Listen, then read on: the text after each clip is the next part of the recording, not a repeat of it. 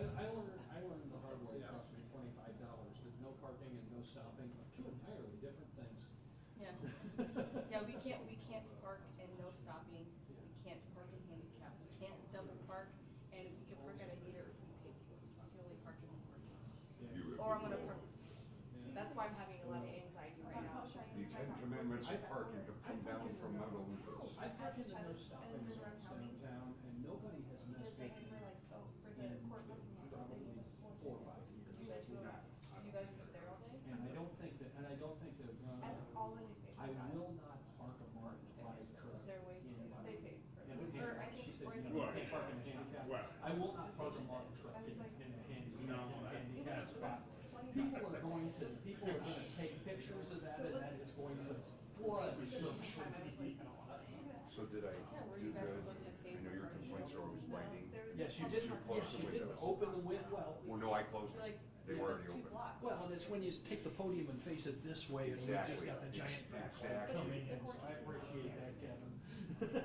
What you gotta do is put the podium in front of the window and then shut these lights off. Well, Mhm. the proverbial groundbreaking under a tent right by Stormy Skies, where everybody looks like it's morning. Yes. Yes, I have sworn that one of these days when I walk in and somebody's got a press conference set up in front of the giant bank of windows, I'm gonna walk back out to the truck and I'm gonna get my 3,000 watts of light that I carry on the truck. And I'm gonna come in and I'm gonna light the sun up in their face. I hate it when they do that. Good to see you. I'm gonna bring in a couple of extension cords, 3,000 watts of lighting. I hate it when they have it under 10, and I'm like, Oh my God. Yeah. I just start complaining really loud. I was like, this video is gonna look terrible, just so you know. I don't care if you're like, what? I'm not gonna use it in this video because it's gonna look like crap. Yeah. She's gonna complain about it. Good, you all right? Yeah, all right. Good. You guys got it? It's from, what we were sent out a week ago. Yep. We'll get started in a couple minutes. Very good, thanks.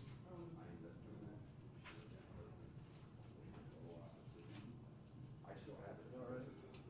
I'm ready. Who else could be coming? Patch is here, so you know it's news. We need more orange barrels. What is the detour in the story? Yeah. Is there a time frame for ODOT when this will be all settled? At the close Miami Street when they tear the house down. That's who's supposed to what today. Everybody's at the conference room till. There, right there. 30 seconds. I don't think that the results. You guys all rolling? Yeah, Yeah. we're good. I know you're right. Yeah, I'm rolling. Hang on. I gotta throw some switches, but basically.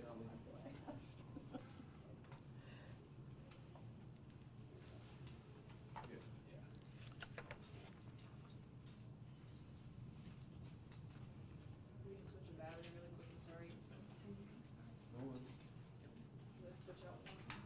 Henderson gave me an idea to just check.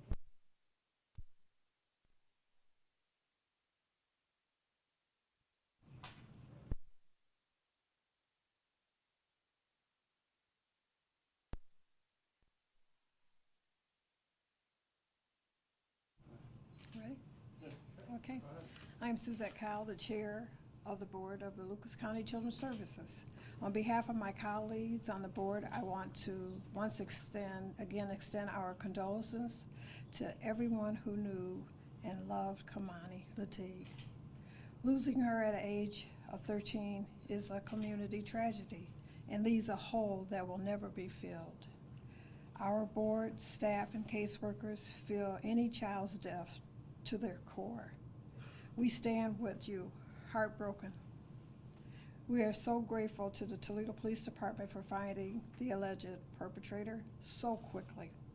And we are grateful to the Lucas County prosecutors for the hard work that they are doing to investigate this matter.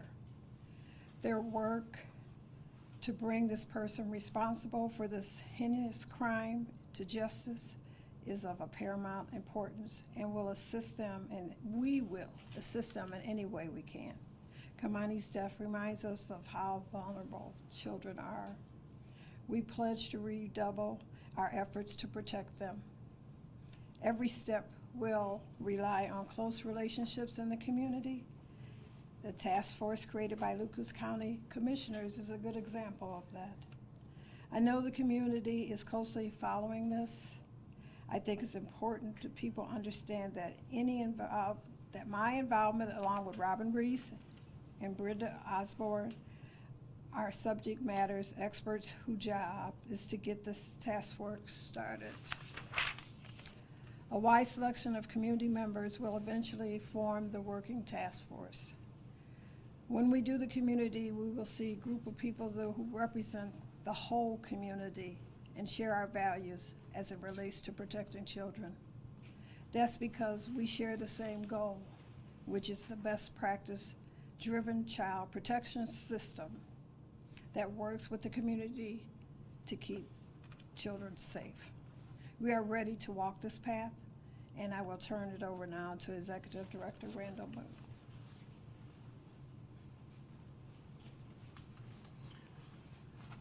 Thank you, Dr. Cal.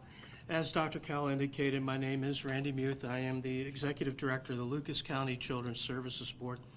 And Dr. Cal, I want you to know your thoughts are shared by everyone involved with the work of child protection here in Lucas County. You know, the pain of Kei'Mani's death will never go away. We know that everyone who dedicates their life to this work shares the community's grief in the most personal way possible. I want to echo Dr. Cal's thanks to law enforcement and the Lucas County prosecutor for apprehending someone so quickly and working so diligently to ensure that the person responsible for Kei'Mani's murder is brought to justice and held accountable for this horrific crime. I also want to thank the county commissioners, former Director Robin Reese, and others in our community for creating the task force to enhance the services we provide to children and our communities. Just as we have been hosting monthly listening sessions in the community, I believe this task force can facilitate additional avenues to support our families and their children, as always, with our community as a valuable and important partner. We all know that safety is a shared concern and activity. As Director of Lucas County Children's Services, I'd ask that you remember our staff as they go out into the community every day to provide services, safety, and supports to the complex dynamics of family need when social crisis occurs. I've seen how deeply this tragedy has affected them, and I thank them for their continuing compassion, work, and the heroism that they do every day. We're aware that the community is looking for answers. It's absolutely appropriate to do so, and the community is entitled to them. We want them too. To that end, we are conducting an internal review to see if anything could have been done or should have been done to prevent this tragedy. You know, immediately after I learned of Kei'Mani's murder, I asked the Ohio Department of Children and Youth, that's the state agency that has supervisory authority over all local county-level child protection agencies, to conduct a formal on-site review of the services we provide to this family and our policies, procedures, practices, and protocols as they were applied to this case. We'll be able to share the results of both of those reviews as soon as they're completed. So a little over a week ago, just 4 days after we learned of Kei'Mani's murder, we did release a timeline of our involvement. And you can find that on our website, lucaskids.net. It's the first thing that pops up when you go there. I'd like to cover some of the important aspects of that timeline with you now. So we received 2 separate allegations of excessive physical discipline by Kei'Mani's grandmother. The first was in December of 2023, 16 months before her murder. And the second was March of 2024, 12 months before her murder. Now you'll see on our website that we received 2 referrals in March of 2024. It's important to understand that those 2 referrals were made within hours of each other and they related to the same event. So there were not 3 separate investigations, there were just 2. one in December of 2023, one in March 2024. Prior to those two referrals in December of 23 and March of 2024, the last involvement we had with Kei'Mani occurred in 2011 when she was an infant. Further, at no point in our involvement with Kei'Mani was there any mention of Darnell Jones by anyone in the family, by anyone involved with the family, or by anyone associated with the schools. Again, as I said, both investigations alleged that grandmother had used excessive physical discipline. Those investigations were initiated on the very same day that we received the calls.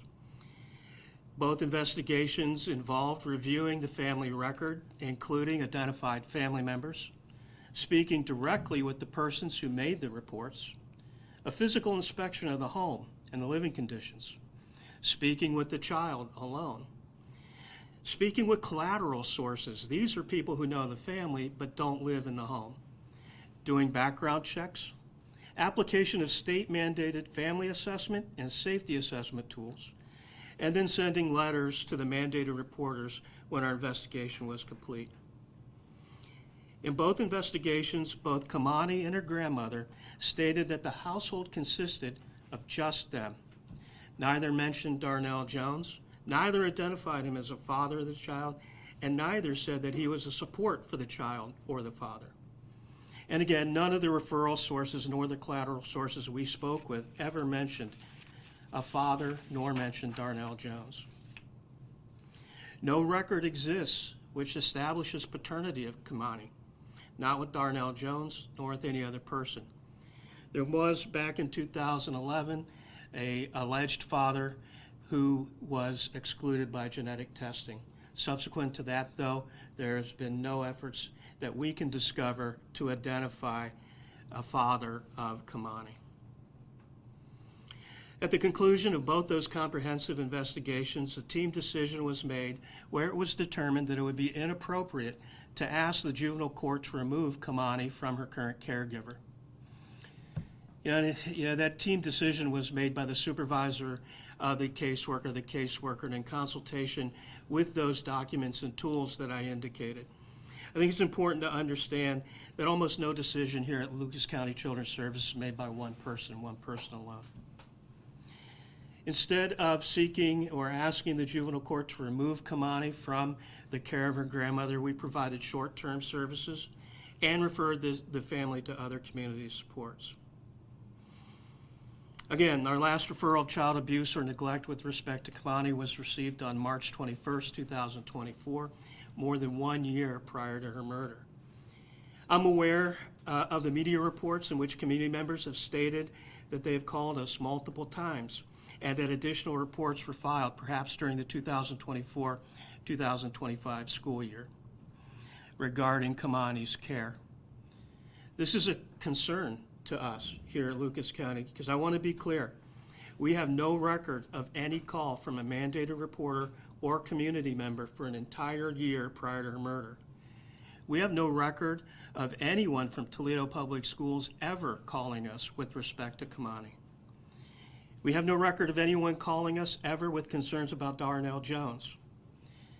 Therefore, I'm asking anyone who believes that they may have called Lucas County Children's Services regarding Kei'Mani within the past year, please call our Family Center hotline, and that number is at 419-213-3833. That's not the Child Abuse Prevention Hotline. That's the Family Center hotline, 419-213-3833. Let us know when you think the call was made. Let us know who you think you called, but most importantly, let us know what number you called from. When we get that information, we'll work together with you and our telephone provider to figure out what happened. Then we'll report the results of that investigation back to the community. So mandated reporters are vital to our system. Last year alone, we received 13,000 allegations of child abuse and neglect. 9,000 of those came from mandated reporters. That's 70%. Because of that, we'll be reaching out to our mandated reporters starting very soon to discuss the reporting process and hear any feedback that they might have. Specifically, I'll be emphasizing when they have concerns of child abuse or neglect, it's important that they call our child abuse hotline, and only our child abuse hotline. The number's on our website, lucaskids.net, and is 419-213-2273. And then 2273 is CARE. So it's 419-213-CARE. It can't be deleted by anyone at the county or state level. It's there forever. The second thing is that it links the child with all of the past history of that family, including persons identified as a family member, any past reports, and whether or not any county has current involvement with this family. And that's irrespective of the county that created these documents. This is a statewide database. So when you call, so if somebody had called with Kei'Mani, we would automatically know everything there is to know in that system about her and all of that, but only if it's referred to that child abuse hotline. Then the system establishes and tracks when certain actions are required and completed. For example, under certain circumstances, we're required by law to respond within 1 hour. What starts that clock is that call to our child abuse hotline. It starts that 1 hour clock, and it starts a tracking mechanism so that we know that we have complied with statute, law, and best practice. More than that, it also enters this into an aggregate database that I can access, management reports, and that administration can use to make sure that we're following the law and adhering to best practice. So I'll be emphasizing that. The last thing is that, well, I guess not the last thing, but another thing is that I want all our mandated reporters to understand that the law requires us to send a letter at the conclusion of the investigation. As you guys know, because you've heard me say this a million times, child welfare records are confidential. When you call me, unfortunately, I can't comment for the most part. There is a narrow exception in that law for mandated reporters. The law says that when we do an investigation, we must send a letter to every mandated reporter that makes a referral and tell them 4 things. Whether we initiated an investigation regarding the report, whether we're otherwise involved with the family, the statement as to the general status and health and safety of the child, and whether the investigation resulted in the filing of a complaint in juvenile court. So I'll be asking mandated reporters to look for those letters. If you don't get one, give us a call. Finally, I'll be asking mandated reporters that if at any time during your involvement with the child, if you get the letter and it just doesn't make sense to you, if you don't hear from us, or if anything just doesn't make sense, please call our Family Help Center hotline. We want to be responsive to our mandated reporters, but more importantly, we want to be sure that we're doing everything that we can do to support the community in its mission to make the community safe for every child. Justice for Kei'Mani starts with the conviction of the person responsible for this terrible crime. And it continues with the community coming together to protect vulnerable children. With that, I'll take questions, but remember, the statutory authority I have to disclose details which would otherwise be confidential is narrow. And beyond that, I'm simply not going to say anything that I believe would in any way jeopardize obtaining criminal accountability for Kei'Mani's murder. You've probably seen, I would imagine, the teacher from Benadventure that has mentioned calling in. So it is your belief, and you believe in your records, that you do not have record of that teacher ever calling, is that correct? We do have a record of that teacher calling. Again, let's be clear on what I said. We do acknowledge that the community called in December of 2023. So that teacher is one of those or in 23 or 24? Yes. Okay. Which one was that? I'm not going to, I can't go that deep. I just will say that we have confirmed that those calls occurred. Okay, all right. I just want to make clear that she's come public about saying that. I want to make sure that that was the one you had record of. Yes. Okay. And so you're saying that nobody between March of '24 to present, or to the time of the murder, had ever called and had ever given you any information? That's correct.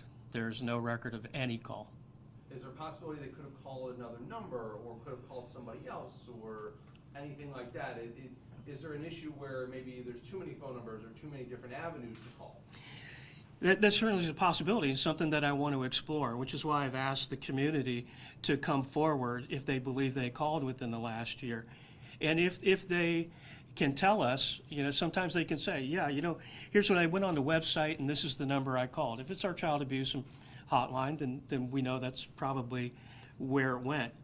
They may have called somewhere else. If that's the case, then I want to know what happened, and we'll look at what procedures or policies we can change.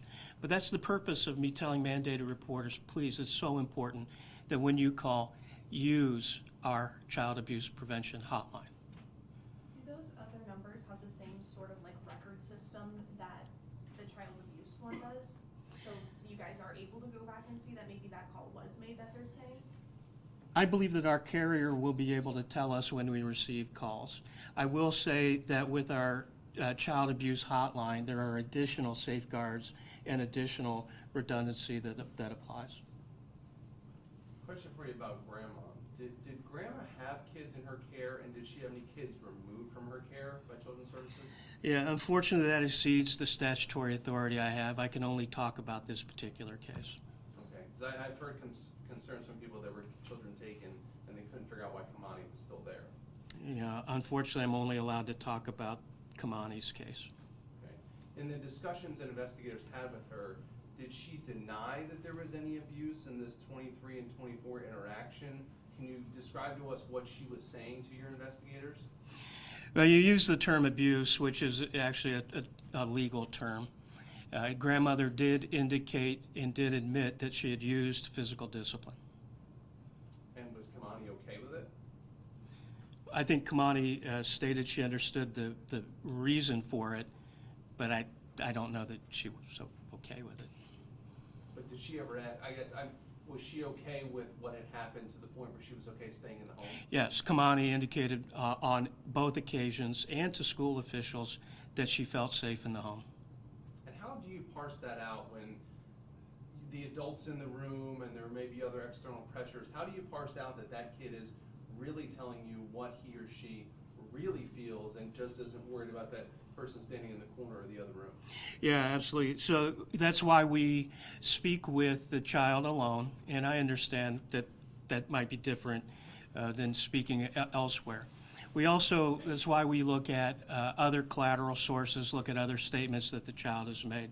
We ask her what her supports are, and then we follow up with those. And the grandmother has said before that, she was corrected in how to properly handle situations like this, and she said that she was told, one swat on the butt. Is that something that a caseworker or anyone would ever tell a guardian that that's appropriate? Lucas County Children's Services does not endorse, and we don't recommend the use of any corporal punishment. However, Ohio law does state that that is a decision that is reserved to the parents, and that if parents decide in using their exclusive judgment to use corporal punishment, we do provide guidance on how to do that. And we would say to use, if you have to do that, use an open hand on a non-sensitive area. Don't leave marks, don't use an object. Was there any sort of background check done into the grandmother? Yes. Was there anything that raised any flags based off of her criminal history? There were not. If Dad was if it ever had surfaced in a conversation, or if he had come up, would that have made your work any different? Would the caseworker have handled it any differently if Dads were listed or mentioned? Yeah, absolutely. If there's a father that's identified, we have to talk with all the principals in the case. So identified can be two ways. One, established as the father in the case, and we have a record of that. Or the child can identify somebody that they view either as a father, an alleged father, or an actual father.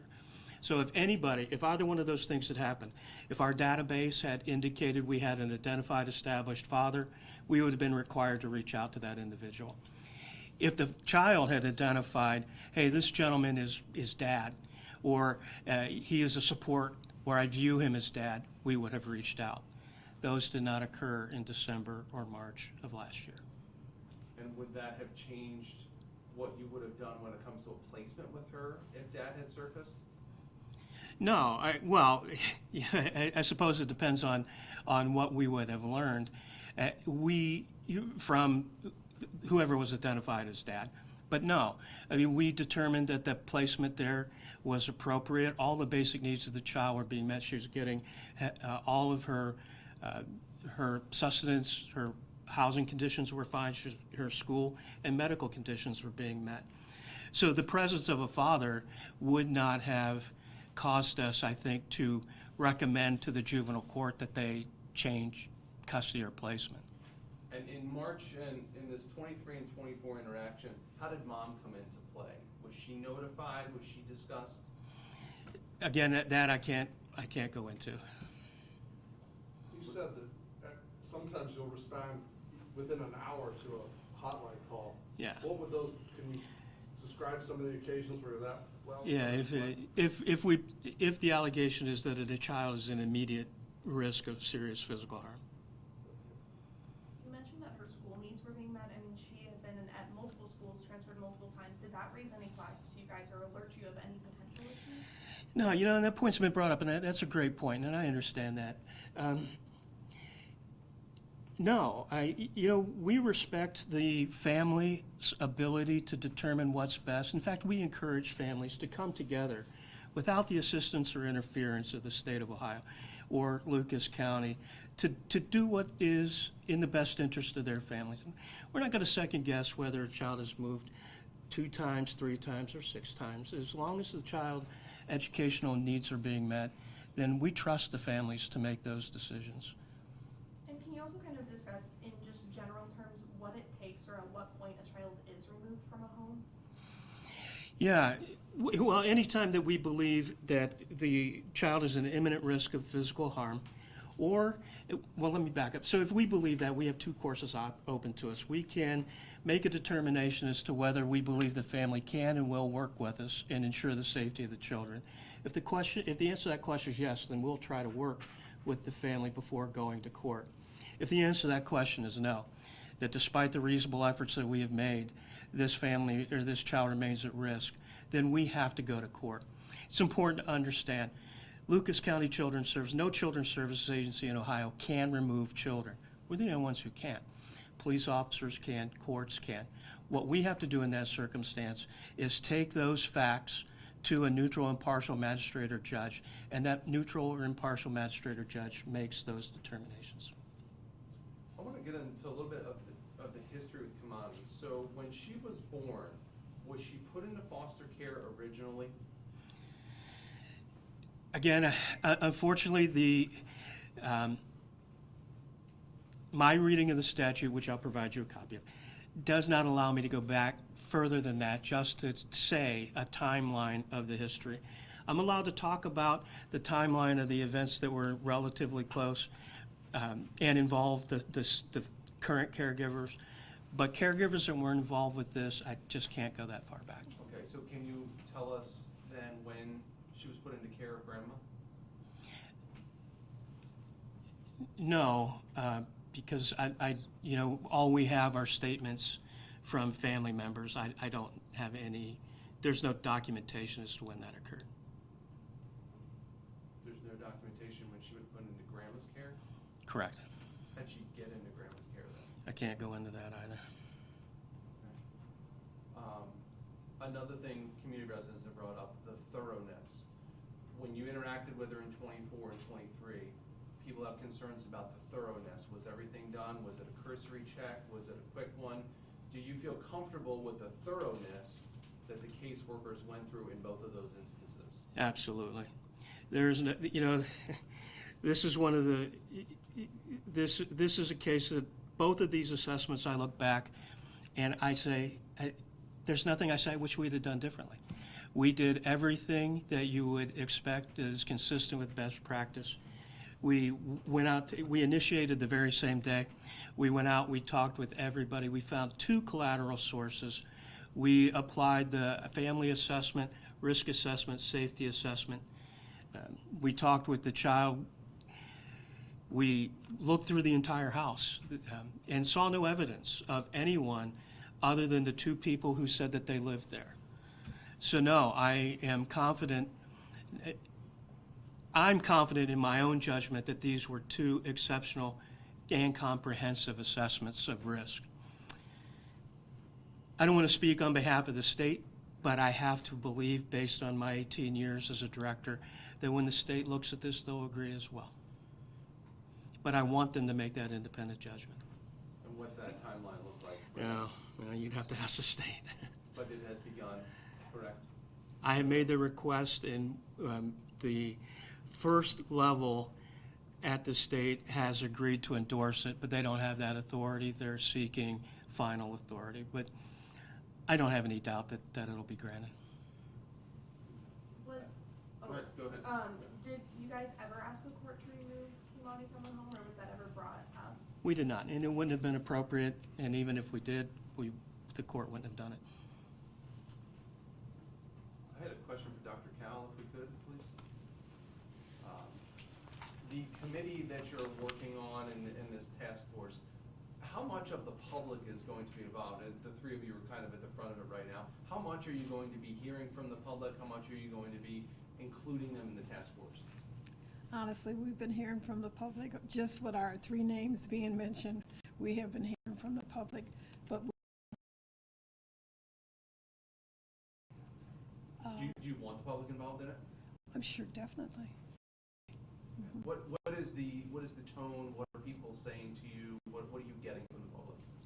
That they're comfortable that we're looking into this, that there's going to be a task force established. I've only heard positive things. And what do you want to get out of it when we look back in 9-10 months? What are you hoping that the public will get out of it, you will get out of it, he will get out of it? Is that Children's Services loves the children of this community, and we take very good care of the children in this community. All of us working together. Do you hope that there will be, if there are any deficiencies, that they can be addressed? Exactly. Mm-hmm. What do you think it's going to take to, right this ship? There's a lot of people have, and a lot of, people are concerned with. I understand that, but how many kids do we have in here? About 850. About 150 kids. And so we're just gonna look at everything. We just had to have a chance to look at everything. When do you expect this task force to be fully constituted, and then what will its first meeting be like? What will it start doing? I think there'll be an announcement coming out within the next week. And that's all really I can tell you on that. Thanks, everybody.